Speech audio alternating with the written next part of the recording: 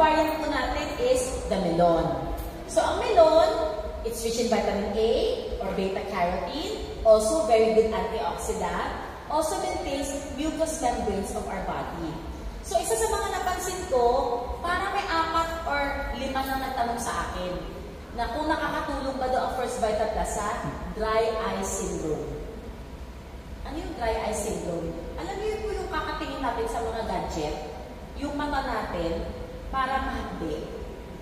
Nagda-dry up pala, no? Kasi kakatingin natin. So, ito po, malaking tulong dyan. Kasi mucous membrane po yun eh. Yung nagpapabasa ng mga mata natin. No? Kaya ito po yung ibigay nyo pag ganyan po yung kaso. Okay? Next is, itong melon natin, malaking tulong rin po sa fertility ng lalaki at babae.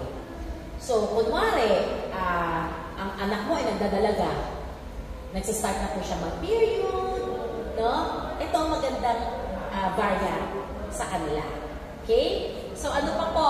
Very good also for the eyes and skin kasi nga mayaman sa vitamin A.